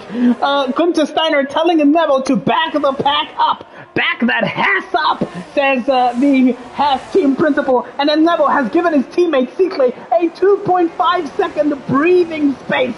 Oh, what a window of opportunity Chikwe has here in the first lap after the safety car. Oh, my word. Look at that. Oh, my word. It's an absolutely sensational race that we have in prospect here. And Cepito goes way wide. And the fight that he is having is with Malusi the Malusi, who's looking to take advantage of the Ferrari driver. Any mistake that he will make here, Malusi will be here to take advantage, who will get a decent entrance into the chicane. Looks like Cepito had a bit of a snap there, but he manages to keep it together. And Malusi the Malusi goes on the outside and he keeps it together. He overtakes beautifully, and he comes up to P4. It's a fight back of the H's potentially here for Malusi the Malusi. He now has 0.7 of a second between himself and Ngawako, aka D-Wax. 1.1 seconds is the gap between Ngawako and Nebo. But right now, the AlphaTauri driver has to contend with Malusi. Let's hop on board with Melo the Melo and see how he fares. Lap 8 of 27. It's a driver driving with gritted teeth. Is the Malusi with absolutely focused determination as lap 8 soon to turn into lap 9 perhaps? No. It's indeed Chikwe who's already crossed the line for lap 8. Here's Malusi, gets a far cleaner exit than the AlphaTauri. Tucked on the outside line, breaks a stint stream, and he's going to have the march going into turn 1. Yes, it's a clean overtake for Malusi as behind these two, looks like Mfundo and Tepiso are fighting. They make contact, and Mfundo goes a little bit off the track. Tepiso looks to overtake, but he does not have enough. Or does he? Here he comes into the next sequence of corners, and behind them is Mandla, looking to take advantage of the Ferrari driver, which is really struggling out here in lap 9 of 27. Let's hop on board. Oh, Tepiso goes completely wide, and he's off track. He's onto the pace as Tepiso, struggling for grip, getting those tire temperatures. Get those tires up to temperature, and Romeo will need no second invitation. Thank you very much, Tepiso. Romeo says as Tepiso slips down to P7, and now it's Esbuda's turn to give Tepiso a lot to worry about. Hey, Tepiso yawa man. Hey, kunina spin. Hey, Tepiso ngatuzo spin. Ngatuzo bachayisa labana. Perhaps he will, but right now he's hanging on for dear life because right behind him is Esbuda by a factor of about 0.6 of a second. It's absolutely sensational stuff at the restart of the race here. Zotal, who was hoping to be overtaking some of these guys now, is still... Oh, Zotal breaks way later. Almost crashes into Esbuda there, and he tucks into the inside line. Zotal gets the move done, and Esbuda has to concede. But as he does so, Loveness says, thank you very much. Oh, it's beautiful racing all over the track here. All over the track. As AKA and Buster Rhymes said in their songs respectively, it's Zotal, currently P8 from Tepiso, who finds himself 1.2 seconds behind the person that he's chasing. It's beautiful racing all over here. And let's catch up now with the battle for P2. Malusi the Malusi on the fight back of the agent currently finds himself P3. They're bullying Tepiso, says Christopher Crash, Steakal, MKs in the comment section. Absolutely, Tepiso fighting for his life. Oh, to hang on there. And let's hop on board with the Mercedes driver. And now it's the turn of the Haas driver to feel the heat from being chased by a Mercedes W13. Malusi the Malusi, can he get a cleaner exit than the Haas driver? It's fourth gear for Malusi. Oh, has a bit of a snatch, Danza and Neville, and Malusi might get the outside line. He's tucked right back into the slipstream, has Malusi, and on the CRS straight, it's a golden opportunity as he uses that battery power. As you can see in the bottom of the screen, he tucks into the inside line, coming into the braking zone, into the left-hander, into the chicane. Malusi the Malusi is now up to P2 in this race. Lap 10 of 27, beautiful recovery drive, beautiful series of overtakes, one after the other. Malusi the Malusi ratchets up a notch of overtakes and right now finds himself 6.1 seconds behind this man. The championship, the three-peat championship in the Haas. Beautiful racing, keeping things nice and steady. 6.1 seconds advantage ahead of Malusi the Malusi, who now has Nebo to think about, because Nebo has been passed, but as things stand, he is not giving up without a fight. Don't go down without a fight. It's Friday, it's Tuesday action night in the top tier of Brakeaway League Racing. At lap 10 of 27, can Malusi the Malusi hang on here and make sure that Nebo pretty much loses hope of overtaking him. Well, he's keeping it together on those hard compound tires in lap 11 of 27. Absolutely beautiful racing from the Mercedes driver, and Neville is slowly but surely slipping away here. 8/10 becomes 9/10, and possibly could find himself a full second indeed out. A full second behind the Mercedes driver, who is far more clinical in taking those corners. Malusi, we get a beautiful view of the Mercedes W13 making its way out towards, in the beginning of Sector 2, and he's keeping things absolutely neat and tidy as Malusi the Malusi. Currently P2, having had a beautiful recovery drive thus far. Cepiso has been bullied and given a lot to think about, and right now it's a four-way fight all the way from Manza down to Loveness, as Buddha is a little bit further behind. Ooh, Cepiso and Zota having a bit of a moment here. Zota down to P8. Now almost took a bite of that P7 position, but look how close they're running. Zota has superior straight line speed and the advantage of DRS. They're almost three wide coming into the right-hander, but Zotal gets that move done. He's now up to P7. Cepiso has to contend with P8 and possibly get overtaken by Loveness there. Absolutely beautiful racing in a DRS train. They're trying to keep it respectful. They're trying as much as possible to give each other some space, even though at some points they go too wide, 3 cars wide, but they managed to keep it together. Here comes Zotal. Remember last season, he's a man who had an almighty spin out here, did Zotal. He's not going to want to do that again.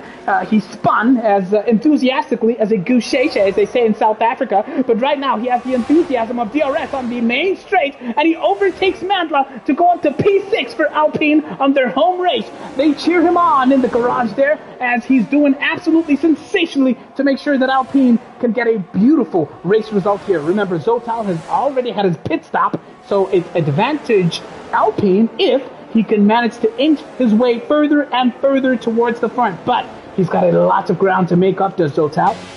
And let's see Mandla's fight back in his fight, which is now against the likes of Loveness and Cepiso, who are running very, very close behind the AlphaTauri driver. This is the perspective from Cepiso. Let's see as Loveness seemingly is thinking about the overtake, but Loveness wasn't close enough. Of course, Loveness is currently in the Red Bull ahead of this Ferrari that we're on board with.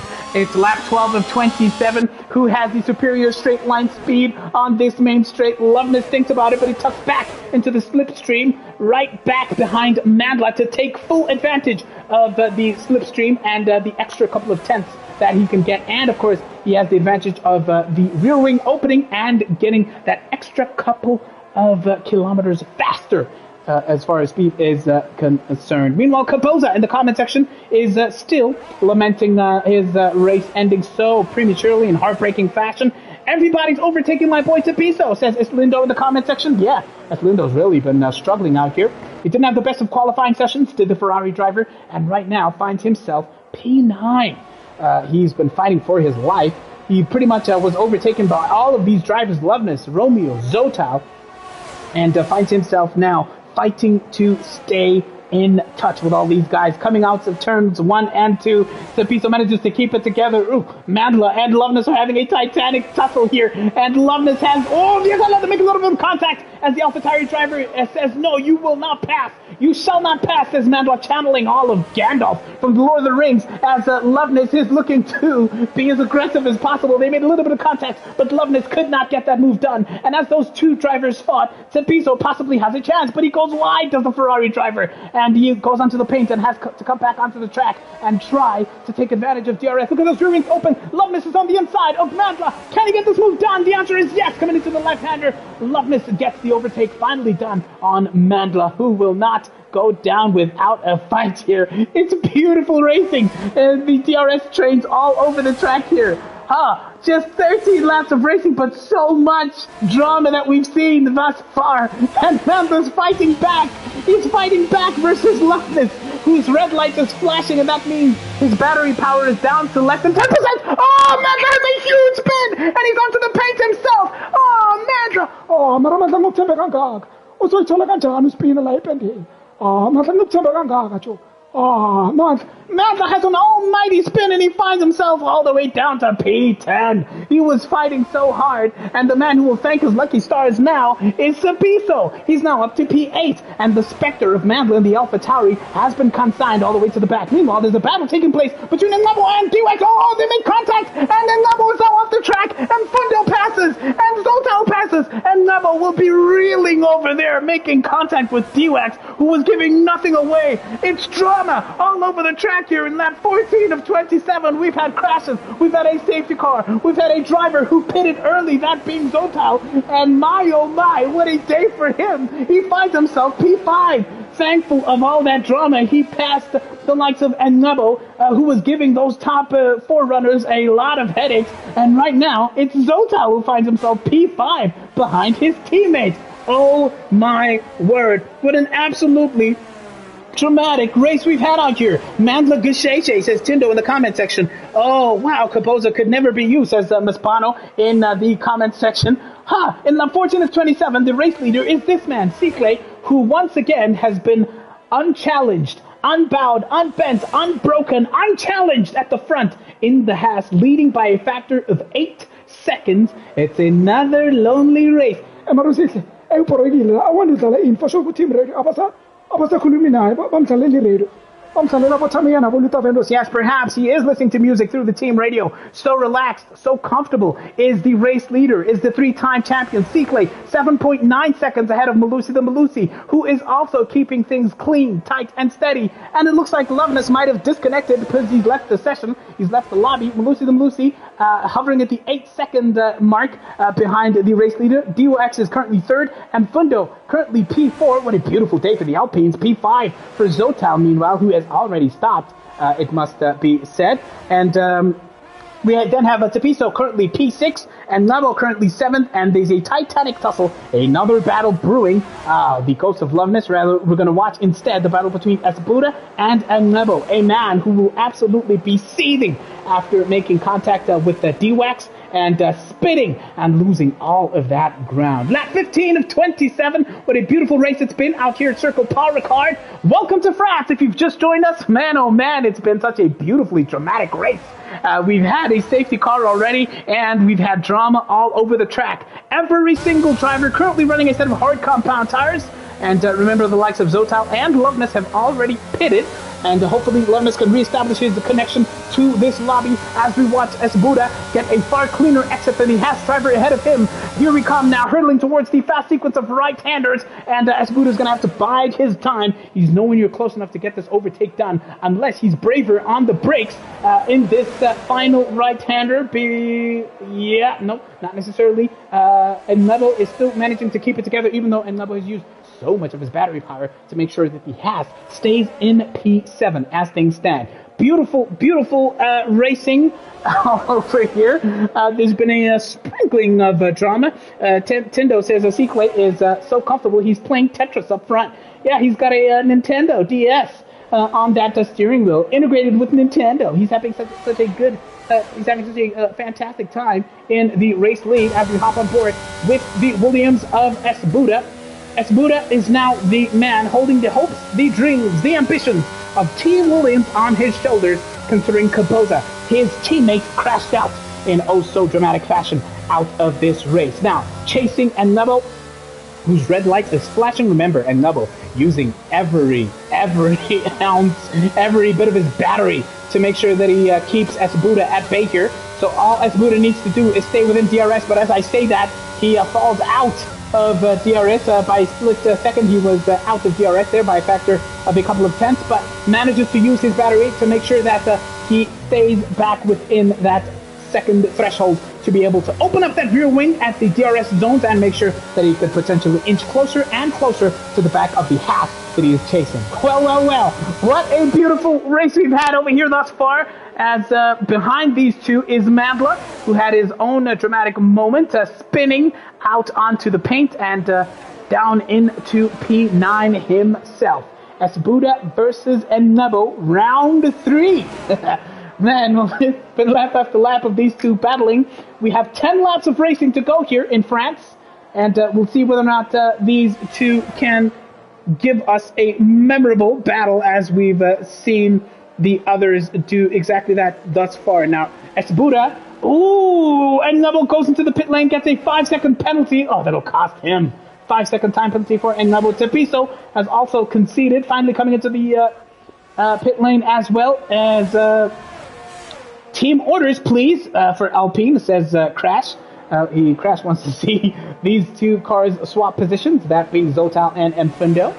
Tepiso and Neville have just fitted a set of medium compound tires. Of course, they slipped down to P9 and 10 respectively, as remember, most of the grid still has to come into the pits. But the likes of Zotal and Loveness have already pitted, so they will be in good nick here. Indeed, team orders perhaps, they swap positions to the Alpine drivers. And there's a yellow flag somewhere. Could it be perhaps one of the drivers on those fresh medium tires? Oh, perhaps they might have spun on another part of the track. These cars have swapped positions. Zotal's now up to P4, and he's basically been released to be the man charged with chasing down Ngawako, aka D-Wax, with soon to be 9 laps of racing to go. Cyclate comes into the pits. The race leader is now into the pits. We'll get a sense of whether or not Zotal will come out ahead of the race leader. By the time he makes his way out of the pits, let's catch up with Zotal. Malusi the Malusi is going for the overcut. Malusi staying out. And will Zotal come out ahead of Cyclate? Yes! So the undercut for Zotal, the early undercut, worked for Zotal. He's ahead of Cyclate, but not by much. Cyclate on those medium compound tires. Cyclate has more grip on the tires. He has fresher tires, and he's less than 2 seconds behind Zotal. So this man will be under so much pressure. Is Zotal. He is chasing Malusi the Malusi. Ngawako came into the pits, as did Mfundo and Mandla, as well as Esbuda, making up the back of the pack here. Zotal had already put in 12-lap old hard compound tires. He will have his work cut out, as he will be chased by this man. Your champion, the gold standard of the top tier of Breakaway League Racing, Cyclate, is now on the hunt. He's too close. Cyclate's too close, says Crash in the comment section. Oh man, he's going to be so close. It's advantage Cyclate on those brand spanking new medium compound tires, which have a grip advantage, remember. Now, the man who opted to stay out and go for the potential overcut is Malusi the Malusi. Hard compound tires. He is currently 11 seconds ahead of Zotal, and he finally comes into the pits.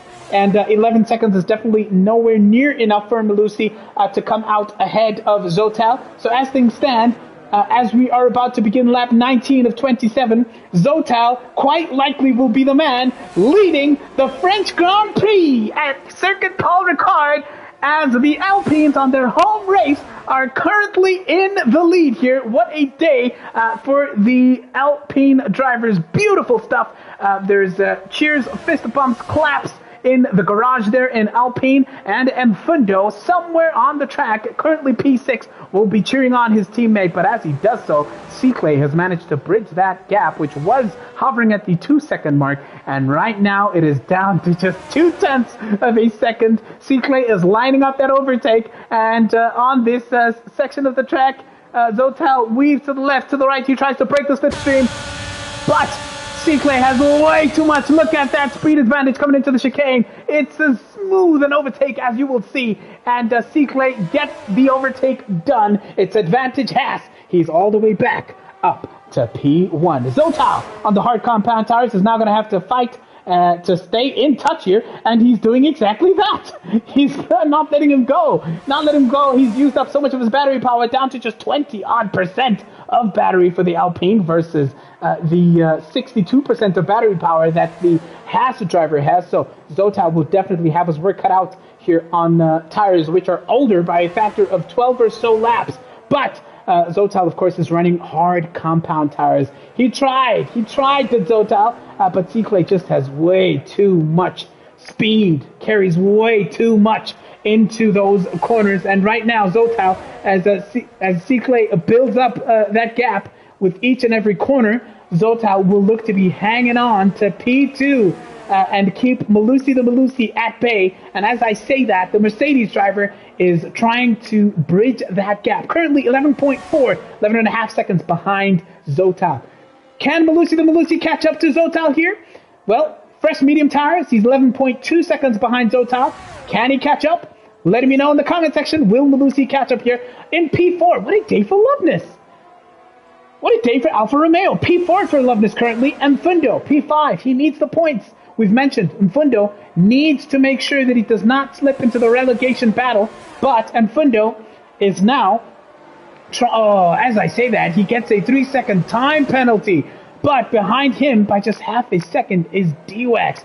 And D-Wax is being chased by Tepiso. So Mfundo really shooting himself in the foot here as far as that time penalty is concerned. Mfundo has 3-second time penalty, and then Lebo got that 5-second time penalty for speeding in the pit lane. So here comes Ngawako D-Wax on Mfundo coming into the chicane. He thought about it, but he wasn't close enough to get that move done. And these three are going to have a beautiful battle in prospect here. Let's hop on board of the Ferrari driver to get the front row seat on this battle, essentially for P5. Front row seats for the Ferrari driver. He's later on the brakes, this Tepiso, and Fundo's red light is flashing. His battery power is down to less than 10%. Oh, Tepiso almost runs to the back of the Alpine, and he has to go off track, does Tepiso, to make sure that he catches his breath as his heart would be pounding there, almost going straight into the back of the AlphaTauri of D-Wax. And, well, hey, watch out, Tepiso. Hey. Yes, he almost completely damaged his front wing, did Tepiso there, but managed to keep it together. Was really late on the brakes, and and now he's going to look to fight his way back to within a couple of tenths of Ngawako, aka D-Wax, who himself is looking to overtake the Alpine of Mfundo out here. Let's catch up now. Can Melo catch Zotal? Asks Luddy in the comment section. Well, Malusi the Malusi's 8 seconds behind Zotal. He was 11 seconds. So with just 6 laps of racing to go, it's a tall order, but it's not impossible, especially if Zotal could make a mistake. He could be taken here as we watch this beautiful battle for P5 between Mfundo and Ngawako, aka D-Wax, and Tepiso. Ngawako thought about it once again, but coming into this chicane, does not quite get that move done. There's a yellow flag in Sector 2. I wonder who that might be for. It's been cleared now, and Zotal is now 7 seconds behind. Here comes Ngawako on Mfundo on the inside through the fast corners, and Ngawako finally gets that move done. Mfundo is fighting back. He's got the inside lines as the Alpine driver, but will he be able to brake later and take advantage of Ngawako? No, is the answer. Mfundo has used up so much of his battery trying to stay within touching distance there, but is nowhere near close enough. It's going to be D-Wax versus Mfundo once again, and Tepiso is biding his time. Of course, Tepiso just needs to make sure that he keeps things clean, and Mfundo has that time penalty to contend with. So all Tepiso needs to do is just keep it clean here, but Tepiso, being the competitor that he is, he's going to want to get this move done on track. He's been sparing his battery as Tepiso. He's got about half of his battery power left compared to Mfundo, whose red light is flashing that battery power. It's just screaming that battery power. Yeah,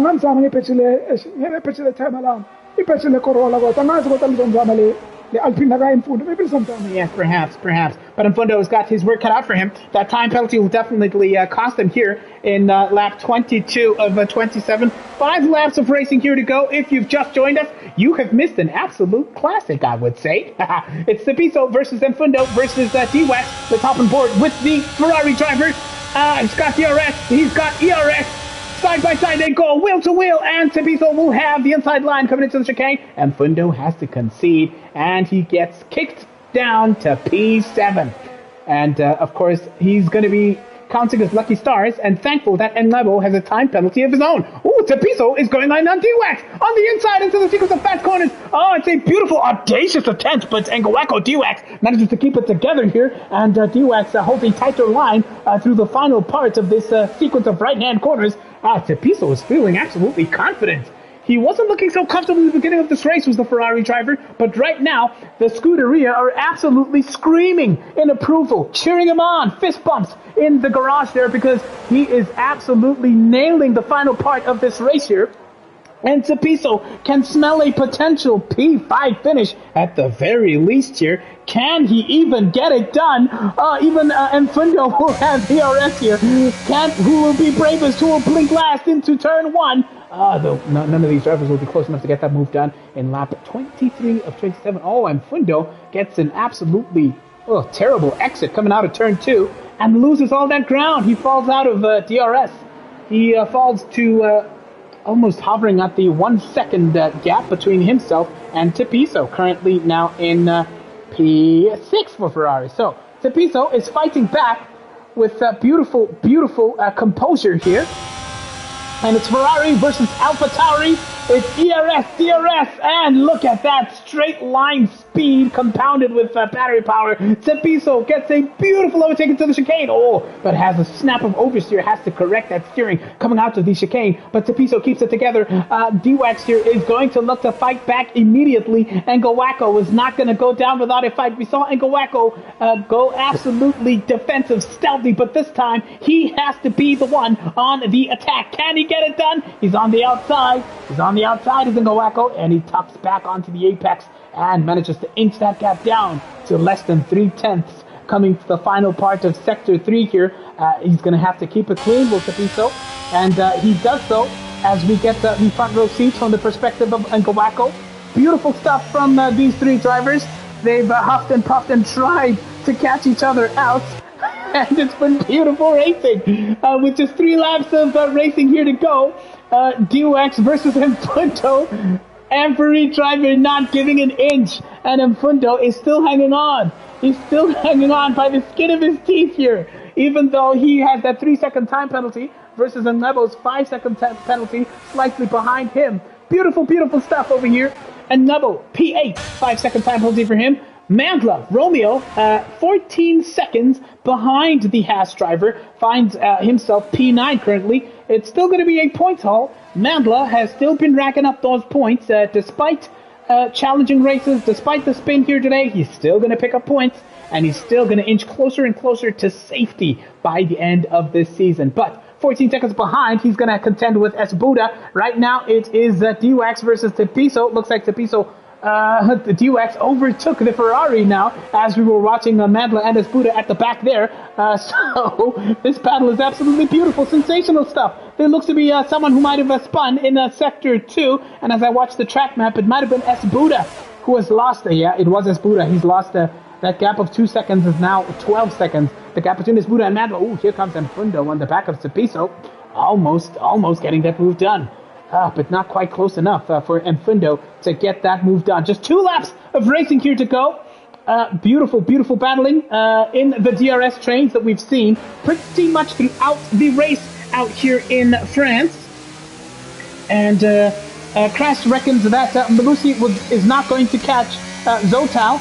And that's what he said in the comment section earlier. And Crash, I would say you're absolutely right, because as it stands, with 2 laps of racing to go, Malusi has huffed and puffed and tried his darndest to bridge that gap, but it's 2.2 seconds, and Zotal might yet have enough in the bag to hang on to that P2 spot. And as these two keep on battling, let's go back to Malusi.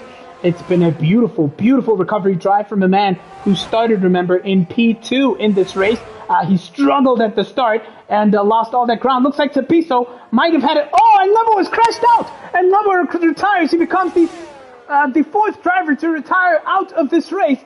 And Lebo was in such a beautiful position to claim a decent set of points here. But Lebo seems to have lost it in Sector 2, and he's out of the race. Mandla is now up to P8. Oh my word, with just 2 laps of racing to go, it's drama, pandemonium here in France. And Nebo becomes the 4th driver that we've lost here in this race, and in lap 26 of 27, it's Malusi trying to catch up with Zotal. P3 for the Mercedes driver, who has had an absolutely storming run on these medium compound tires. He had at some point, a 12-second gap between himself and Zoltal. And right now, as things stand, that gap is down to 1.7 seconds. Uzothini uminyile la khona. He uminyile la. Ya ebayicula lapho kule garage ye-riding ye-Alpine.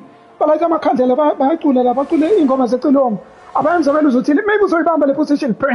Perhaps he can hang on, but that gap, which was 12 seconds for Zoltal, is now 1.4 seconds. Zoltal's strategy, says Liddy Tsepo with fire emojis there. Absolutely beautiful driving from Zoltal, says Escalo in the comment section as well. And last lap, perhaps Tindo reckons that Malusi the Malusi can get this overtake done in the last lap. But on his attempt to catch up, Malusi the Malusi's battery is now down to 10% and is flashing. That battery is absolutely aching, screaming for something. Zoltal, on his attempt to stay ahead, is down to 16% worth of battery power. What a finish we have here in Prospect. It's nail-biting stuff as our race leader, Sikle, crosses the line to begin the final lap. It's been another dominant race from the Haas driver who goes wide coming out of turn 2. But of course, he will not worry because he has a 12-second advantage on this man, Zoltal, who is fighting for his life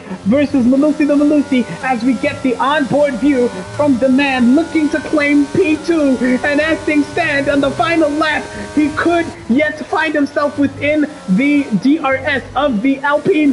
And yes, he's within DRS on the detection point, which will be coming soon. And on this straight, which is coming up, though Malusi will cross the DRS detection point, and he will get DRS onto this section of track. It's been a beautiful drive for Malusi the Malusi to come within DRS and get a potential overtake on the cards from a man who pitted early and managed to get a strategic masterclass to find himself in P2. But right now, Zoltal is going to have to fight his life to hang on for P2 here. Here they come now. Zoltal attempts to break the slipstream again. He weaves left and right. Malusi the Malusi is right there. It's 3/10 the gap between these two. It's the battle for P2. It's going to be a sensational finish towards the end here. And can Zoltal keep it clean on the sequence of fast right-handers? Malusi the Malusi is right there. And he's going to look to take advantage of any hiccup, any mistake over here. But as I say that, let's congratulate Sikle, who's about to cross the line for a record-breaking victory. Another victory out here in France. Congratulations to Sikle as we watch this battle take place between Zoltal and Malusi the Malusi. Oh, look at an almighty spin as he tried to catch up. And Zoltal will be punching the air. It's a beautiful P2 finish and a beautiful strategic masterclass from the Alpine driver as Malusi has to shake his head in disbelief. What was looking to be a classic last lap. He finds himself, however, for a gallant, beautiful, majestic P3 nonetheless. These top three drivers have given us an absolute classic. Here comes Loveness for one of his best finishes of the season, P4, on behalf of Alfa Romeo. He commentated Red Bull here today. Ingawako D-Wax comes home to cross the line in P5, and Mfundo, decent points finish for him. It's going to be 6th place for the Alpine driver. What about Tepiso? He's going to be smiling because P7 is another decent haul of points here. Mandla will come home P8, and tell me who your driver of the day is as I see those votes are coming in. Who's been your driver of the day so far in an absolutely beautifully dramatic race? Here comes Mandla, crosses the line in 8th place on behalf of AlphaTauri. It's a beautiful points haul for AlphaTauri, it must be said. Espuda for Williams will notch up a couple more points for Williams and indeed for his own championship points. So he had 14 points. Ooh, has a huge moment there at the end of the race. Espuda man. Uzospina kanjani? Uzoyithola kanjani uspine khoneni? Maniphelele la race uzospina emakhoneni. Yes, Espuda comes home to finish this race in P9. Oh man, oh man, oh man. What an absolutely sensational drive.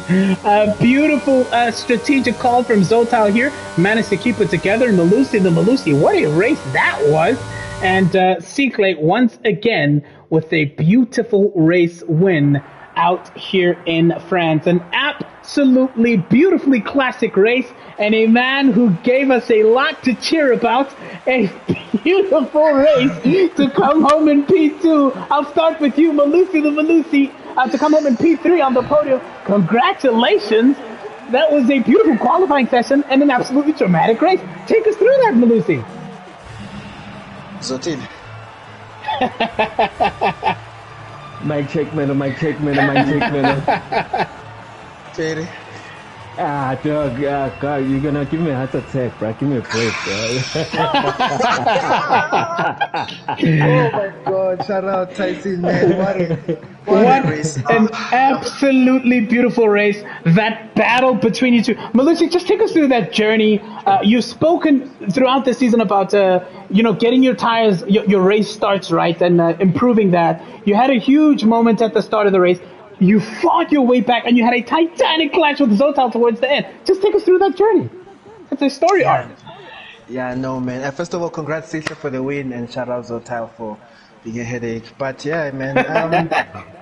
Yeah, quali was great. I was happy with how the car was performing. The starts, man. The starts. I dropped down to P5, I think, and then I spun. I was in this position. Safety car saved me. I was able to work my way back up. And then pit stops came. I mean, safety car came, and I saw Zotal pit, right? Yeah. And I'm thinking, okay, yeah, maybe, yeah. But I think I should have put more time on the hards because I used a lot of them up overtaking the rest of the guys. So I decided to just cool them down when I got to P2, calm down. Then as I saw him passing throughout the pit stop phase, yeah. So I had my engineer sub with me next to me. He was telling me lap by lap how much I'm cutting the gap to Zotal. And I think one more lap is all I needed. One more lap. Oh, definitely. Because in the comment section, some people were mentioning that in the last lap is where it was going to go down. And indeed, that's exactly how it was. Zotal, you bit the bullet. You came in early. Take us about that, how risky you felt that was, and how on earth you managed to keep that together. You were voted pretty much unanimously as the driver of the day. Shout out to the viewers. Shout out to Melo the Melo. If there's one driver who's going to give me a heart attack, it's Melo. Obviously, Sisli's on a level of his own. So, yeah. Look, it was a bold call initially to start on the medium compound. Normally, I think most of the season I've started on the hard compound, but I was like, look, I checked before the race starts. Okay, people are starting hard. Let me try something different. So Busy and Brown Boy were on a mission. I know it was me and Brown Boy on the medium compound. So it's unfortunate for them that they spun out. I don't know if there was contact or not, but yeah, look, when the safety car came out, I'm thinking, hey, it's a free pit stop. I'm starting on the faster compound, but the one that's going to die out quicker. It's my only shot to pit. Knowing that we're in tier 1, I wasn't expecting another safety car to come out, and that's exactly what happened. I was actually, I think a small side of me was like, look, I hope someone can slow Sihle down. But the gap that Sihle opened, literally, after he had pit, lap, he had overtook me, because I think that's where the battle was. When Sihle passed me, I saw this Melo P3. I'm like, it's going to be trouble. And I think it was lap 19 or 27. Still a long way to go.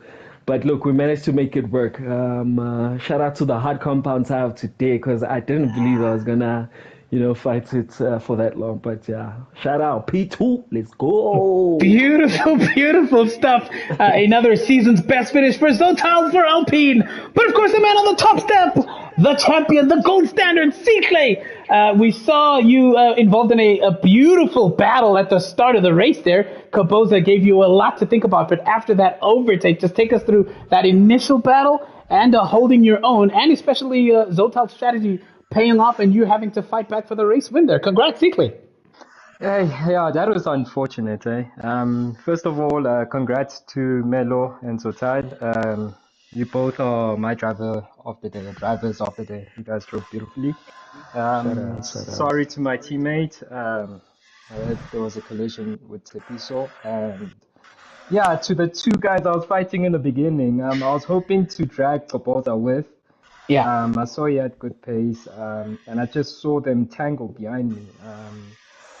Brown Boy wanted to obviously get ahead of us with those mediums, and in my head, I don't know if Kaboza was also thinking about the same thing as me, but just working together to keep him behind.